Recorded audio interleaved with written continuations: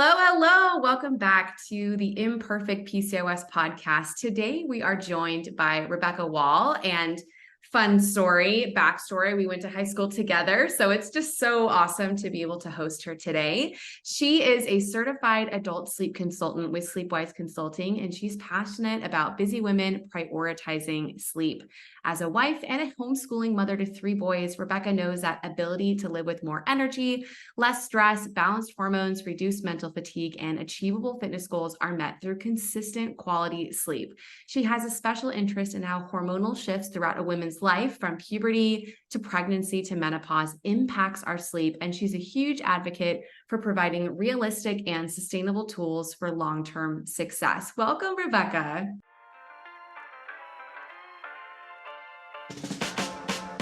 You're listening to the Imperfect PCOS podcast, where we share no BS science-backed strategies to put your PCOS into remission.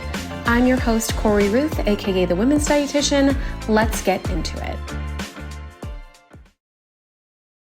Thank you. Thank you for having me on. Oh, yes. We had our chat in my group program, and I was just, I just came away from that talk just with so many nuggets of wisdom that I felt like more women needed to hear, because it's really not something that is super focused on. So I am super stoked to dive in today. And just, I mentioned earlier, Beck and I went to high school together, and it's always just so cool to be able to reconnect in our, like, air quotes, I don't really ever feel like an adult, but adult lives, I guess. Yes. So tell us first a little bit about you, your backstory, how you got into working in the field of sleep. So it kind of stumbled upon being passionate about sleep. And it really all started when I had my oldest son. So my oldest son is now 6.5. Wow. But I got connected in a mom's group, of course. Where else do we find our knowledge as new moms?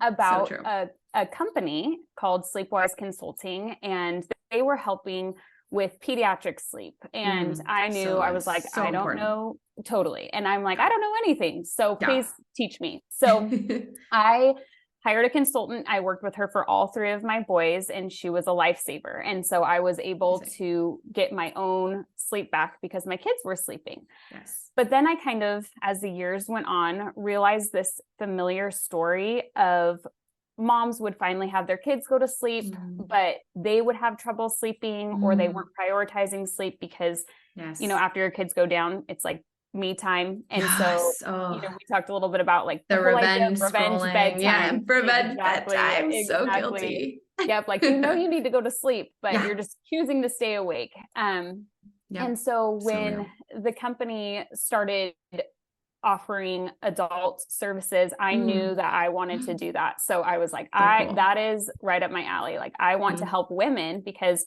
I'm seeing all my friends who aren't prioritizing their own sleep, and they're exhausted, and their jobs are affected by it. Their relationships are affected by it, not only with their kids, but their spouses, like the whole gamut, right? Their physical, just feelings, like they everything. Just feel better. They just want to feel better. Yeah. Yes. So, I just became really passionate about just education, right? Of just education.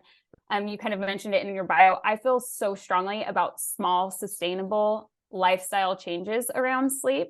Yes. I think sometimes it's easy to get inundated with like all these things you have to do to sleep better. And it's like, get in a sauna, change every light in your house to be a red light bulb, and don't ever look at a screen again. And that's just not realistic, right? That's not the life we live in. And so I just feel really passionate about what small sustainable changes can you make that will make an impact in your sleep in a positive way, but doesn't feel like you're getting whiplash. Like, now I have to change my whole lifestyle in order to sleep better.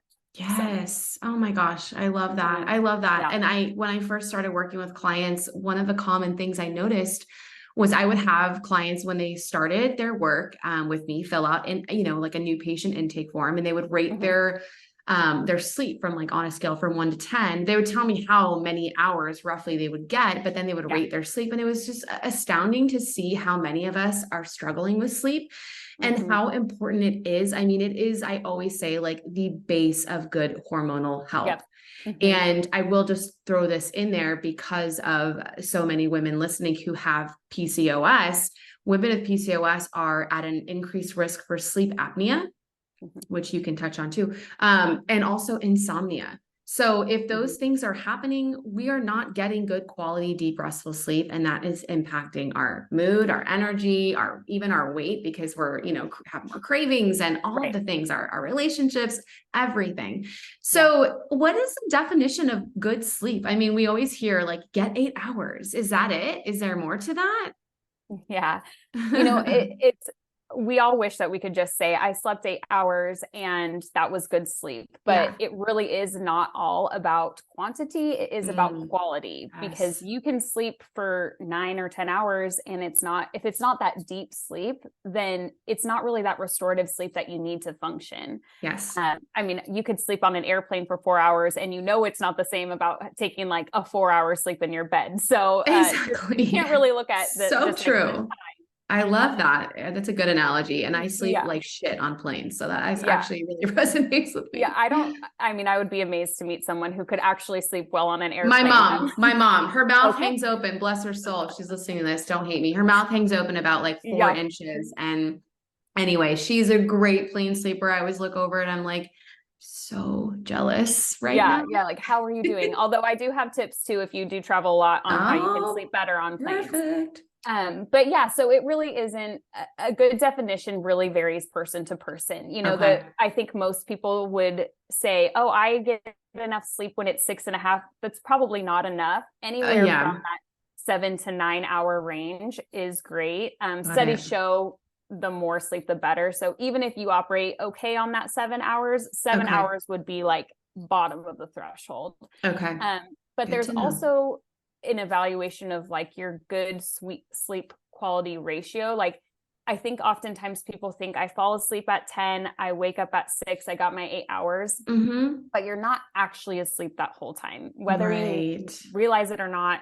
You are waking up a little bit in the middle of the night, or it's taking you a little bit to fall asleep or something. Exactly. A kid wakes up in the middle of the night. Yeah. So there's a percentage of like your sleep efficiency, and it's never going to be 100%. You're never going to just sleep perfectly all night, every night. That's just not realistic. So just thinking about that too, of factoring in, if you really want to truly get 7 to 9 hours, add a little bit of buffer time on either end, either in the morning or, go to bed a little bit earlier, knowing that it's not just going to be solid sleep all the way through. Okay. Yeah. Good to know. Yeah. I think a lot of us set our alarms at a certain time for that 8-hour mark, not really factoring in the other components that, or the other parts of the night when we're actually not asleep. Exactly. You talked about sleep chronotypes, and I just was so interested in that. What are those, and how can we use that to benefit our sleep, get better sleep? Yeah. So a sleep chronotype is you're more genetically disposed to a certain chronotype. And our company uses 3 chronotypes. It's pretty common that most of the times, if you hear it, it's not just our company who uses the 3, but it would be a morning lark, which is, early riser, a hummingbird, which is, we're all birds here, but a hummingbird, which is kind of that societal norm, like operates on not getting up super early, maybe waking up between 6:30, 7:30, and going to sleep anywhere between 10:30 and 11. And then you have your night owls who, would be like, please don't wake me up before 9 in the morning. And I want to stay up till midnight. So a chronotype does have a lot of genetic predisposition. And then of course it's just lifestyle as well. And I can also, I don't know if you do show notes, Corey, but I can we have a quiz to a link that you can take a chronotype quiz, and you can get your results to see. But what's nice about that is you want to try to, it's easier, I guess, to sleep better when you're following along with your chronotype, right? It doesn't mean you can't, but it's, and I don't remember if we spoke about this earlier, but there's unfortunately a lot of shame around being a night owl or being a morning lark, right? And I don't like that. I think Yeah. that's really dumb because it's just kind of like your genetic disposition. But Right. I would just encourage you to, as much as your lifestyle allows, Mhm. follow along with your chronotype. If you Yes. can go to sleep at midnight and wake up Yeah. at 9, great, do it. If that's how Yeah. you're going to sleep better, go for it. If you Yep. like to go to sleep at 8:30, but you are up raring to go at 5, Right. go for it. Just try Right. to, I like to encourage people to, as much as their lifestyle allows, go Mhm. with that, and don't feel bad if you like to stay up late. Don't feel Right. bad if you like to go to sleep early, or, Yeah. just go with Yeah. it. Yes. Okay. Because that can make it sleep better. I know. So if you know, for Yes. example, I'm just thinking if somebody is more of that night owl, then you Mhm. would not want to pick the job that gets you up out of bed at 4:30, 5:30 a.m., for an Exactly. early shift.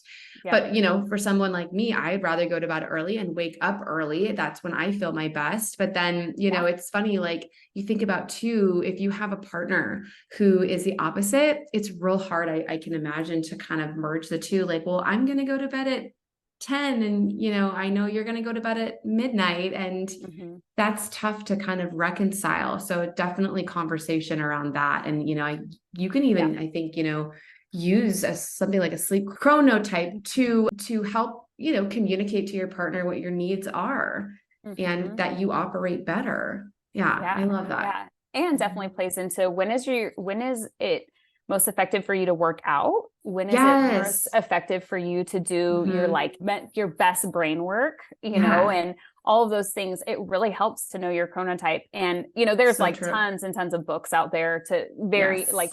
specific. This is your chronotype. This is when you should do those things. I mean, Yes. all the way down to, exercise and your hardest tasks, and when you Mhm. should expect to feel really tired in your day. I think most Mhm. people who are hummingbirds Mhm. feel kind of that lull between 2 and 3 in the afternoon. Yeah. But if you're a night owl, you're not getting that until 5 or 6. And then all of a sudden Right. you're like, why am I so tired? Well, it's just part of your chronotype. So So this gives you kind interesting. of a framework of your day Yeah. and how your body works throughout, that Mhm. 24-hour cycle. So So cool. Thank you for yeah. sharing those with us. Yeah. Let's talk about hormones. Mhm. You mentioned, well, we mentioned when I read your bio about kind of sleep through different phases of life. Mhm. How can hormones play a role in sleep? And is there anything we can do to, optimize that? Yeah. Well, I mean, you even said it, right? I think Yeah. when we think about our 3 pillars of health, a lot of Yes. times people just think diet and exercise, and Mm. Mm-hmm. sleep, thankfully, is So true. becoming that 3rd pillar of people being Oh, like, good. oh, wait, I need good sleep too.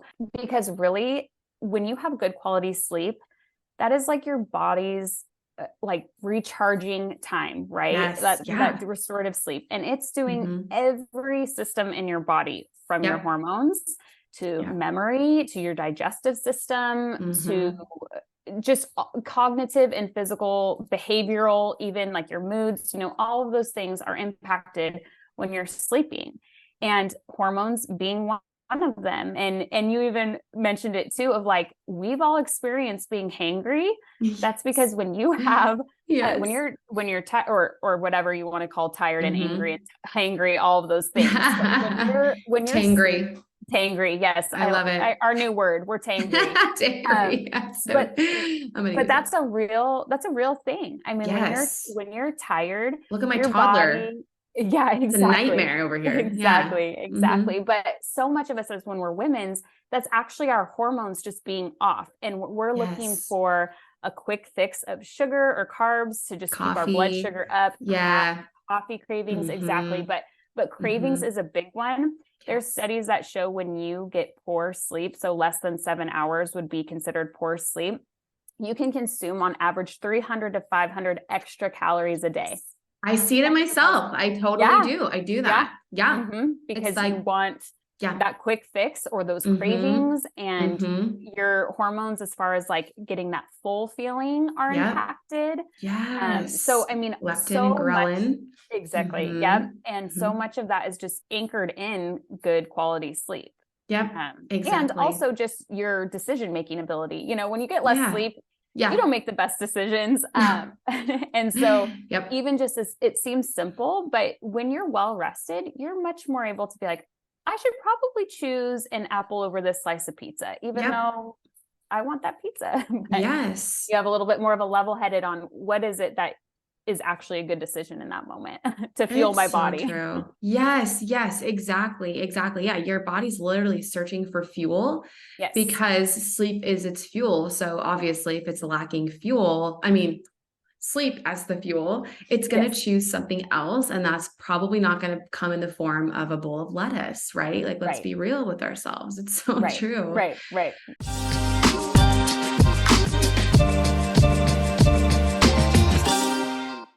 There's no way around it. PCOS is complex and multifaceted. What we know about it, including how best to treat it, is constantly changing. That's why I've dedicated my life's work to helping women put their PCOS into remission. Inside my signature program, the PCOS Boss Academy, women lose weight permanently without restriction and master their most stubborn PCOS symptoms. If you're looking to get pregnant or want to be a mom in the future, my ultra-successful Get Pregnant with PCOS program supports moms-to-be every step of the way in conquering PCOS symptoms and bringing home the baby of their dreams. Plus, there's an additional weight loss mode to check into. These are all of the science-backed nutrition and lifestyle tweaks you need to improve your PCOS and change your life from a qualified healthcare provider and leading PCOS expert in the field. Ultimately, we are in control of our PCOS, and I would love to work with you inside one of my upcoming programs so you can step into the best version of yourself and start feeling like you again.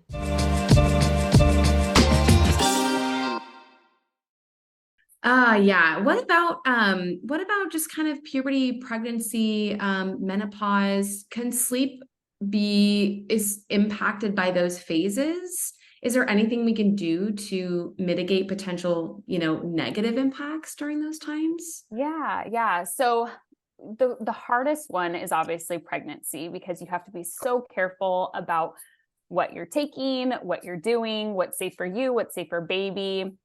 And unfortunately, your hormones are just such a roller coaster. Mm-hmm. There are certain things, that you can do naturally, but you just really need to obviously talk to your doctor about what they say. But some easy ones are just pillows, being, the more comfortable body position you can get into. And that most people would be like, yeah, of course I know that. But just really making your sleep environment, in particularly when you're pregnant, as best as you can to make yourself comfortable, because your hormones are going to be fluctuating whether you eat perfectly or not. Right. It's going to happen because you're growing a human. So there's only so much you can do. Exactly. Yeah. You're like literally growing another human. There's only so much you can do then. But one of the biggest things is, and I know you do this a lot, is encourage your clients to track their cycles, track their sleep, see how that also just on a monthly basis. I mean, your estrogen and testosterone and or testosterone and progesterone are in flux so much during your cycle. That kind of learn your own body, start taking notes about like I have a crazy time sleeping the night that I ovulate. I just know it. Interesting. And then 3 to 4 days before my cycle starts, I have a hard time sleeping. Me too. And so I think every time. So I think it's one of those things that you can be doing all the right things. You're like, I have a great bedtime. I ate great. I exercised. I did all the things right. Yes. There's just certain things that you're like, it's my hormones, and I can't really do anything about that because it's just going to happen. So I think that also helps, though, just even being aware, because then you're not chalking it up to being like, I'm just a terrible sleeper, or I have all these issues with my sleep. It's like, oh wait, no, I know what this is. Exactly. I can look at it and recognize it. Yes. And then it feels a lot less threatening when you have a bad night's sleep, you actually know it's coming or to expect it. So exactly. And especially for those listening, if you have irregular periods and you never know when your period is coming, tracking your cycle is even more important and helpful, because if I didn't track my cycle, I would literally not know ever pretty much when my period's coming. So that allows you to have that extra info piece that says, oh no, oh, actually my period's due in 4 days. I don't know why I looked at my imaginary wristwatch. Imaginary watch. Well, yeah. I've never even had a timer watch. on it. Yeah. But yeah, I should be like this, scrolling through my phone. But then, it's coming. And yeah, like you said, you can kind of avoid some of that, downward spiral as far as, oh my God, I'm never going to sleep good again. No, it's just that your period's coming and your hormones are literally dropping like rocks, and that can impact how we sleep. So cool. What about, go ahead. Yeah. I was just going to Oh, no, it's okay. And I was just going to say that mindset piece about your sleep is so important too, right? Like how you're framing your mind in preparation is so important. Yes. So if you're going into bed thinking, oh, I hate being in bed, I lay awake all night, I'm stressed out, I can't sleep. Your mind's going to just associate like, I'm a bad sleeper. Like that whole mindset of thinking you are or are not a good sleeper really does make a difference. And so being as much as you can positive about your mindset around sleep, like I call them anchor statements, and they're, whatever sentence you want to create, but a positive affirmation essentially about sleep that you can say to yourself as you're preparing for sleep. Like, my body knows how to rest. I'm allowed to rest. My body slept before. I know how to sleep again. Just a kind of statement that you can just repeat before your mind goes in chaos, that you can say like, my body knows how to rest. I know what this is. And so a little mantra. Yeah. So when you are having those days where you're like, oh my goodness, my period's starting in 2 days and I feel totally wired and I'm never going to sleep, or your kid wakes up in the middle of the night and you're having trouble falling back asleep, or whatever it may be, repeating something that to yourself, that you can really anchor your thoughts and being like, you know what, I can sleep. Or if you can't sleep, I can make it through tomorrow. I can make it through tomorrow. That's a good one too. Yeah. Just focusing your mindset on that. So this is good. I feel like I just kind of want to dive into some of the awesome strategies that you have when it comes to just overall getting better sleep. If this is an area that a listener struggles with, last time we chatted, we talked about just setting up your environment in different ways. We talked about like a brain dump journal or whatever. I don't remember the exact awesome term that you're using, but that was it. But it is okay. Yay. A+ for me. So let's dive in. I feel like, there's so many great insight, tips and, practical strategies that you have that listeners can walk away with saying, I'm going to try that. Yeah. And that's the thing is, like I said, when you hear all of these tips, don't be like, oh my goodness, this is so many. How am I going to implement all of this when I have so many other things on my plate? It's like, start small, start bite size.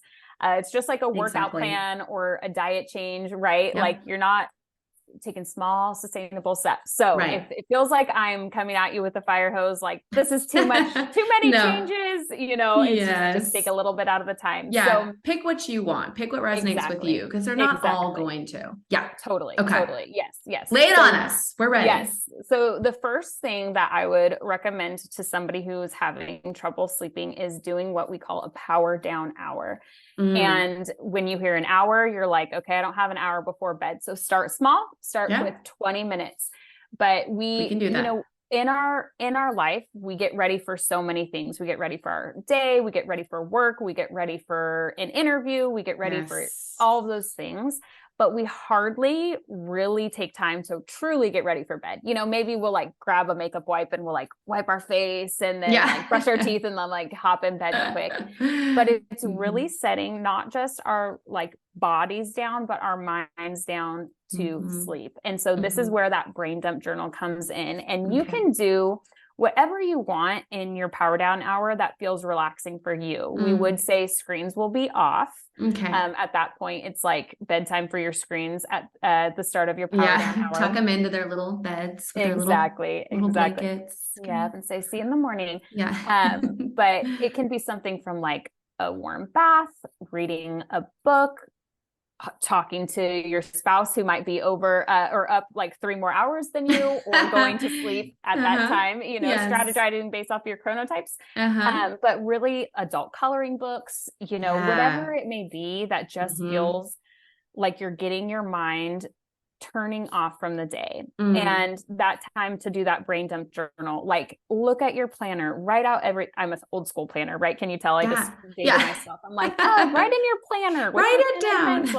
I love it. But I do that. And, I love it. And I write my next day's to-do list on a Post-it note. But anyway, then it gets that out of your head too. Exactly. That's exactly the point. That. And I need that. And so whether you're just writing it down or maybe a note in your phone or whatever, but just kind of getting whatever's swirling around just out of your mind. And it can be something like, wow, today was so crappy. And my 3-year-old yelled at me, or, or I have sounds like my life. Or like my workday was so terrible and I hate traffic. And why do I live in Seattle? No, I'm just kidding. But whatever it may be, just getting it out of your mind. I also recommend just keeping that notebook then on your nightstand. So if you wake up in the middle of the night and you're like, okay, swirling thoughts again, taking over my sleep, you can grab that journal. It's not for anyone, right? It's for you. It doesn't even have to be legible. So it's really just scribbling out those thoughts to get it out of your mind. Yes. Putting that brain dump journal in there. I would recommend showering, even if you're not washing your hair, showering or a bath. It helps lower that core body temperature, which is crucial when you're trying to sleep well, because the heat from a shower is like coming out of your extremities and lowering that core body temperature. So it does not have to be a cold shower. No. Okay, because someone has recommended that to me and I tried it and I cried, so I will not do that again. Yes. There are positives to the cold shower. I know. I want to. Doesn't have to be. I would say that's probably better for the morning anyway, right? Well, yes, that's true. Wake yourself up. Yeah. Exactly. Another thing to do also, like I have them right here, just like blue light blocker glasses. Oh yeah. You can get them on Amazon. Like a 3-pack of like really cute, like little Edna glasses, love it. Incredibles. But, I just put those on really like as soon as I see it start to get dark outside. It could be a placebo effect. I think they work. But especially when we're so exposed to just blue light all throughout the day, all day long screens. Just pop on like at your power down hour, a pair of blue light blockers, and that will really help. Awesome. And then we touched a little bit about this too. This would not be the time for heavy exercise. This would be the time for stretching, yoga, a light walk would be fine, but we're definitely not trying to get our heart rate up. We're trying to get it lowered. We're trying to calm our nervous system, not ramp it up. So I would say, just avoid any strenuous exercise at that point. Just keep it light. Awesome. That makes perfect sense. I know a lot of us can feel like the only time we can work out is after like maybe our kids go to bed, but maybe something a little bit more, like a little less intense. Yes. And I would say also just notice that too, like I the other day I hadn't worked out and I really wanted to get a workout in, and I ended up on our like bike and I had trouble falling asleep because I was like, well, of course I did. I just worked out, and now 20 minutes later, I just took a shower and thought I was able to go to sleep, but my heart rate's still, I can totally see that. So I'm like, okay, I know that about myself. Why am I doing that? Thought I could slip one past the old brain. No. Exactly. No. Yep. And then the brain dump journal, that I think is such a great tool. I know anxiety can really prevent good sleep, and women with PCOS have 3 times higher rates of anxiety and depression. So just being able to get those thoughts out of your head onto something else, onto paper, and saying, I'm going to think about that tomorrow, can help facilitate that kind of power down, that shutdown mode. Exactly. And such is being a woman also, right? Like my sweet husband. I meant to say yes. But I like it also. Yes too. Yeah. But I mean, I'll look over and my husband is so great at compartmentalizing his day. he'll be like, yeah, work was work. I can scroll my phone and roll over and go to sleep. And I'm like, okay. And I'm, we have the same responsibilities, Yes. like same bills, same amount of children, all of these things. But I'm like, how is that possible? So I think it's really also important if you're, you know yourself, like just being a woman's mind is I know a blessing. So let's make sure that we're on top of it. We are superheroes. I know, right? Yeah. I'm like, it's like 11 p.m. I'm thinking about the pack of diapers that I have to replace because the other stash is getting low, and like the dog food, and like all these little things that do not need to be crowding my brain. As I'm falling asleep, just whip out that journal, write down what I got to do the next day. Boom, it's done. Now I can sleep. I think that's such a powerful tool. And I really urge anybody who especially deals with like nighttime anxiety. I feel like that's, for me personally, I don't know why, but that's when mine tends to hit, is nighttime. Yeah. It's like everything that I've been avoiding during the day just comes at me. And that's such a great tip. I love it. Yeah. And I will say too, even though after you, we want you to keep your brain dump journal on your nightstand, I would not recommend doing that in bed. So I would recommend doing your brain dump journal outside of your bedroom, because our brains are smarter than we are, and they're going to start associating any of those feelings or thoughts with your environment. So if you're laying in bed and you're like, my mind's spinning, your brain's going to be like, this is where I do my best work. And I think about everything, this is where we spin out. And exactly. And we recall every memory ever. And every embarrassing moment. Yes. Or like thing you didn't do.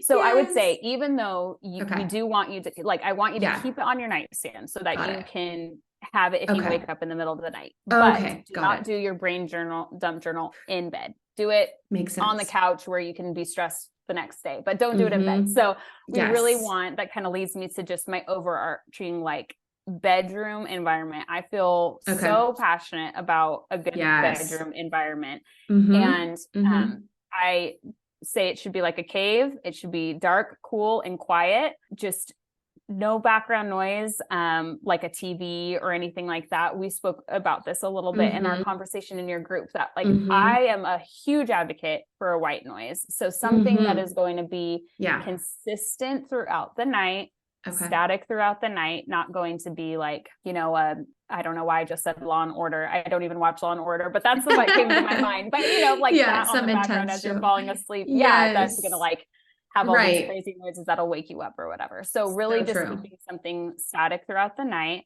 That also helps with snoring spouses or barking dogs outside or cars that drive by. There's so many things outside of our environment that we can't control. So being able to like, what can we control in that environment? Just trying to be proactive about that. So doing a white noise, and then definitely keeping it cooler than you might think. So ideal is 62 to 68 degrees. I'm going to laugh because one of my good friends, we're on a text message string with our husbands, and she sent me a text message last night and was literally like, SOS. She showed me a picture of her thermostat, and it was at like 76 because her husband loves to keep it hot. And I'm going to send him this clip and tell him that I'm calling him out to everybody. Like, you got to make it cooler. But we joke about that all the time, because I'm like, you have to keep it cool in order for your core body temperature to cool down and sleep better. And, windows open, fresh air is great. Again, if you're not having too much of that external noise, or like a draft. Exactly. Having that fresh air. And then, just darker than you think. We have light receptors all over our body. So we might not think that having our TV on, even like the little light on it, can impact it, or keeping our phone. If we keep our phone in our rooms, which most people do, right? Putting it face down.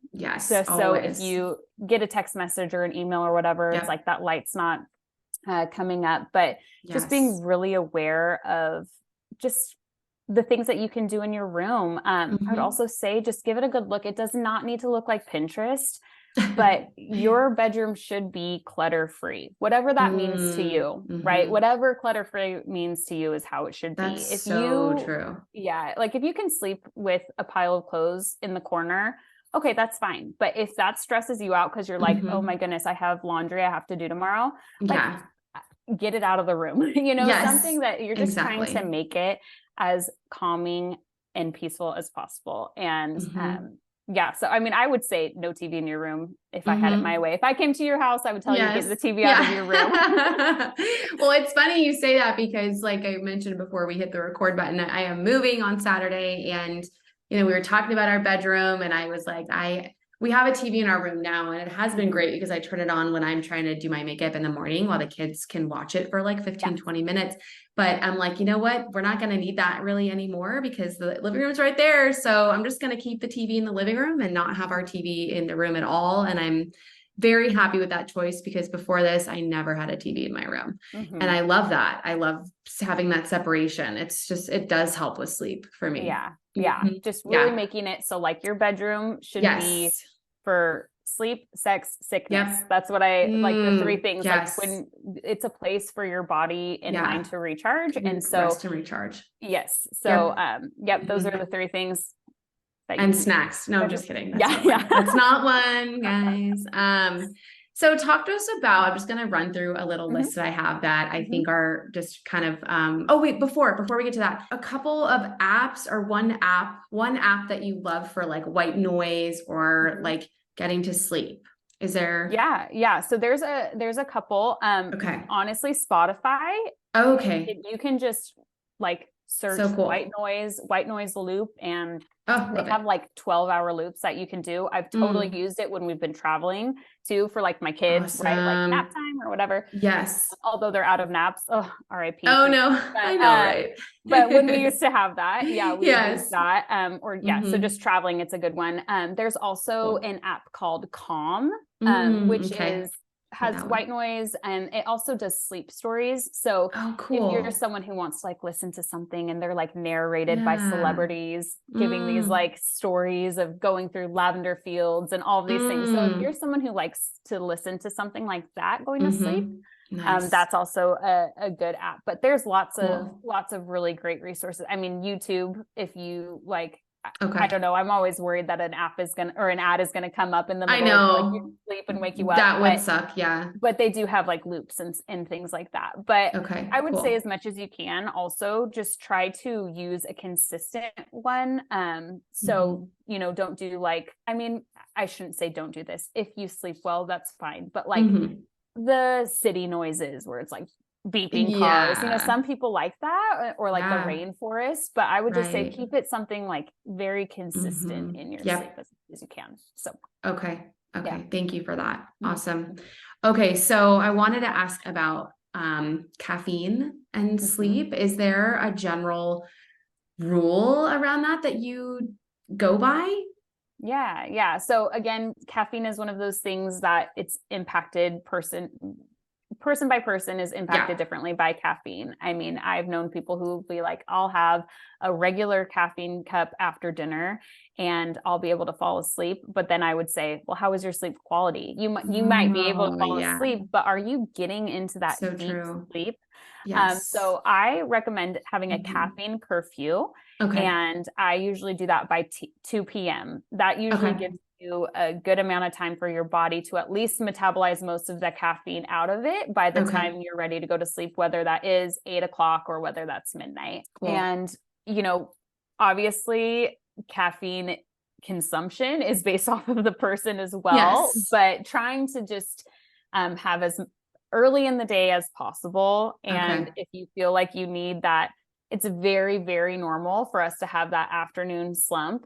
But trying to find something else that can maybe substitute that feeling of awakeness, going outside would be my suggestion, get some actual sunlight, but I also, just knowing that there's other sources of caffeine that is not just coffee. So being really aware of, chocolate has caffeine in it. Teas, if you're not paying attention, have caffeine black in it. Tea, chai. Exactly. So just, I think sometimes we just want to assume, coffee, caffeine. If I'm not drinking coffee, I'm good, but there are sneaky sources of it. And so just being really aware of that. Obviously the levels vary, and having a piece of dark chocolate for dessert is not going to keep you up all night, Right. but just being aware of that. So, okay. Awesome. yeah. Thank you so much for that. Mm-hmm. Yeah. The caffeine, I used to do like a 3 p.m. cup of coffee, and this was in grad school mostly and a little bit after, but that was like my pick me up. And now I just have a snack because it's better for my blood sugar. And it does give me that same pickup. I literally know myself. My fiance jokes about this. Like, I know my body so well. I know exactly, like, if I'm not looking at a clock, I'll know when it's noon because I want lunch. I'll know when it's 3 p.m. because I want my snacky. I'm just like, so on the schedule, he'll be like, oh, it's 3:30. Are you hungry? You're dying over there. So I like that also. If that resonates with anyone, as far as like giving yourself that little boost of fuel. Yes. Okay. Yes, definitely. This is awesome. We have covered so much in a short amount of time, and you have so much wisdom on this topic. I'm so appreciative for your time and your knowledge. Can you tell listeners how they can find you, how they can work with you? And then, yes, in the show notes, I can drop whatever links we want to put in there, including the quiz. Okay. Yeah. So you can find me on Instagram at Sleepwise in Seattle. Such a cute name. Thank you. Yes. And there's a couple ways to work with me. We do have a kind of masterclass of sorts of pre-recorded, self-paced course that you can go through on your own, and then add like coaching calls with me, or I do one-on-one consultations. So it sounds probably similar, like an intake questionnaire. We kind of go over through your lifestyle, your caffeine intake, nutrition, sleep quality, all of those things. And then we work together for the next 5 weeks and go through just a customized sleep plan that I write for you based off of what your sleep needs and sleep goals are. That's great. So helpful. And I like that it's that amount of time too, because it can take that much time to not only make progress, but check in and see, okay, how is that progress going? Do we need to make any tweaks, any changes? It's not just like here you go, see you later, good luck. Exactly. You know, and nobody gets to poor sleep overnight. So it's really realizing that it takes time to get there. And so our goal is improved sleep at the end of the 5 weeks. It's not going to be perfect sleep. It's going to take time and intention, but we're really tailoring it to that person, because someone who's a 19-year-old college student is not going to have the same needs as a 30-something mother or a 45-year-old woman, whatever. And, I specialize in women. I do work with men too. So if you're like, I don't need the help, but my, cousin's brother, uncle, I do take all adult clients. But, I just have a special interest, obviously, with my ladies who need extra help. So, that's so great. Thank you so much, Rebekka. Yes. All right.